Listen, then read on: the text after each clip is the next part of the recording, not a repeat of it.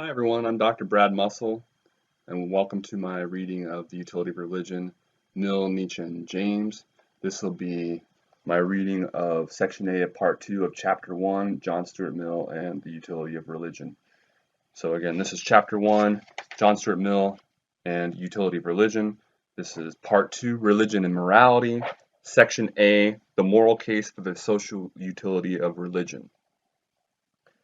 Mill begins his essay by examining religion's influence on the welfare of society, most notably, and seemingly for Mill, exclusively, by way of the moral benefits it is thought to engender. Hence, Mill focuses on the relationship between religion and morality, which, to be sure, is what much of the discussion regarding the usefulness of religion seems centered around. If it is true, as is often suggested, that morality depends on, or is aided in some manner by, religion, and if it is true that a moral society is, in fact, a happier society, which for the sake of argument I shall grant here, then it seems we would have good reason to look favorably upon religion, at least in terms of its social utility. Many well-known and respected historical figures have advanced this kind of thesis, crediting religion with yielding moral benefits to society. Indeed, Benjamin Franklin once stated that, quote, religion will be a powerful regulator of our actions, give us peace and tranquility within our minds, and render us benevolent, useful, and beneficial to others, end quote. Footnote 24 cites the source. Similarly, David Hume, who is well known for his skeptical arguments regarding proofs for the existence of God, makes a case for why religion is necessary for social stability. Footnote 25. See Frederick G. Whalen's Church Establishments, Liberty and Competition in Religion for a detailed analysis of Hume's case for state-sanctioned religion. And then I also provide the source for that article. So that's the end of footnote 25. In Fyodor Dostoevsky's literary classic, The Brothers Karamazov, Ivan Karamazov, one of the main protagonists, goes so far as to famously suggest that if God does not exist, then everything becomes permissible. Similarly, when describing Mill's early views regarding religion, i.e. those he voices in writings that predate 3 essays on religion, Carr suggests that, quote, from all indications, Mill was hesitant, if not unwilling, to assume a completely anti-religious position, end quote, and notes that, quote, his reason was not that he had come to dislike religion less, but that he feared anarchy more, end quote. Footnote 26 cites the source. Elaborating on this point later in his article, Carr claims that Mill's, quote, desire for social renovation was constantly held in check by his fear of social upheaval, end quote. Footnote 27 cites the source. These thinkers all suggest that there is good reason to think that religion might be morally advantageous.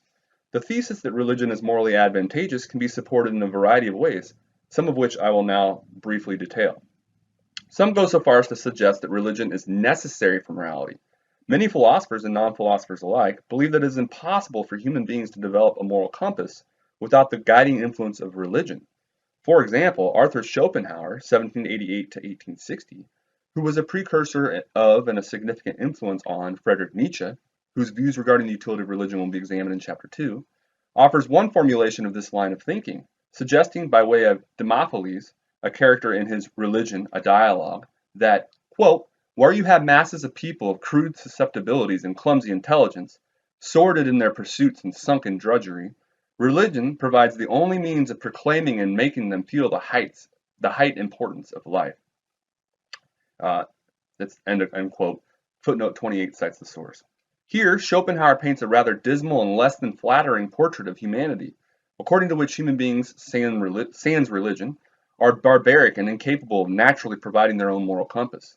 Were they not acquainted with religion and the moral guidance provided by holy texts, the implication is that human beings would remain consumed by their own selfish earthly passions and remain wholly ignorant of, or worse, unconcerned with the plight and welfare of their fellow human beings. Albeit a bit crude, this characterization captures the view of some, and perhaps many, with respect to the relationship between religion and moral conduct.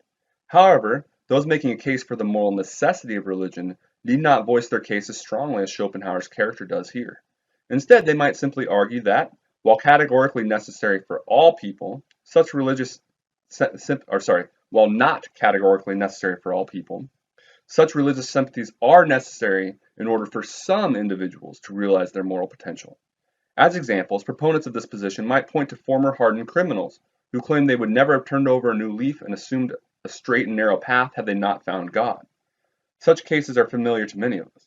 The implication is still that religion elicits moral behavior that would have otherwise never come to fruition, at least in terms of some segment of the population. While many proponents of the thesis under consideration think that the development of morality is dependent, whether for some or for all individuals, on religion, others simply maintain that religion yields moral benefits to society, i.e., they do not go so far as to claim that religion is necessary for morality. Indeed, religion may still prove useful for society in moral terms, even if it is not thought to be necessary for the establishment of our basic moral sensibilities. Ultimately, while shying away from the claim that we would have no semblance of morality were it not for religion, which is a stronger claim to be sure, one might still argue that religion allows us an easy means by which to propagate morality.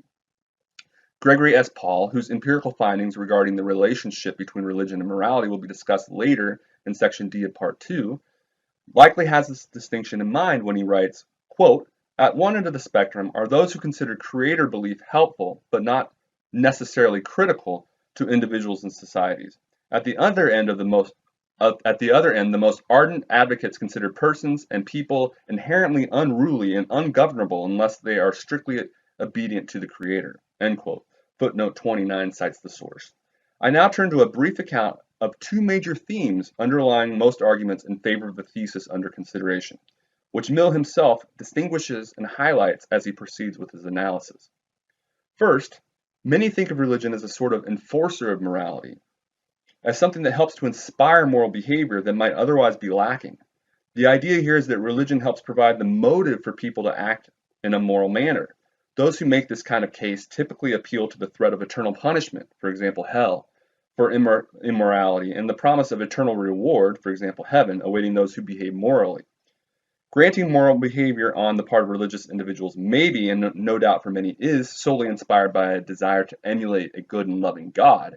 For others, it is thought to stem primarily from the thought of eternal consequences in an afterlife, which is embedded in their religious convictions. Accordingly, the threat of eternal consequences is said to act as a deterrent for unwanted behavior here on earth. In addition to acting as a formidable enforcer of morality, religion is often credited with introducing a large number of people to morality. That is, religion is viewed as a kind of teacher of morality. In contrast to the notion that religion is an enforcer of morality, the point here is, quote, that granting the sufficiency of human motives to make the rule obeyed, were it not for the religious idea, we should not have had the rule itself, end quote. Footnote 30 cites the source. Characterizing supporters of this view, Mill writes, quote, "They say that religion alone can teach us what morality is, that all the high morality ever recognized by mankind was learnt from religion," end quote. 31 cites the source. Footnote 31 cites the source. Along these lines, one might also suggest that religion offers a powerful voice on behalf of morality, citing, for example, the efficient means it provides for delivering moral teachings. Given the mass followings of the various religions in question, religious messages have a very large audience, which in turn likely makes disseminating moral messages and encouraging ethical strictures much easier when they are involved. Moreover, religion can be said to preserve and pass on moral wisdoms and teachings from generation to generation, providing society with a valuable service in doing so. In general, advocates of this line of thought assert that religion offers an ideal vehicle to deliver a moral message to the bulk of humanity, a message that might never have otherwise been received. On a related note, there are those, including, as we shall see, Mill himself, footnote 32. I discuss Mill's endorsement of this point in section B of part 2, end of footnote 32, who suggest that we have religion to credit for our initial discovery of moral conduct, and that, at the very least, we owe it a historical debt of gratitude. The idea here is that, devoid of religious influence, we would have never originally uncovered our sense of morality in the first place, and thus religion was necessary for the initial emergence of it, although religion may no longer be necessary for morality any longer. This is not so much an argument for why religion is presently useful for moral purposes, but rather an argument for why it was historically useful for such purposes. Hence, the implication is that morality is the legacy of religion, and that without religion, the birth of morality would have been aborted. It is worth emphasizing that, if true, most of what Mill says gives us good reason to be skeptical of the thesis we are considering. with regard to both religion's ability to act as an enforcer and to act as a teacher of morality. However, Mill takes it one step further than this. Not only does he call into question the positive influence of religion on morality, he goes so far as to suggest that religion might be antithetical to moral progress. Footnote 33. This claim is discussed in more detail in section C of part 2. End of footnote 33.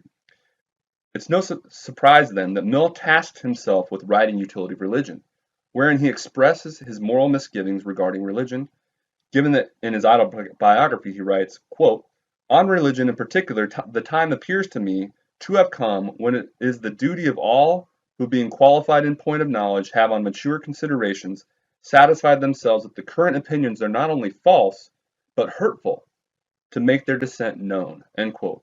And footnote 34 cites the source.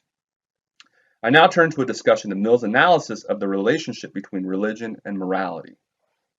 So again, that was section A of part 2 of chapter 1, John Stuart Mill and Utility of Religion. From the Utility of Religion, Mill, Nietzsche, and James.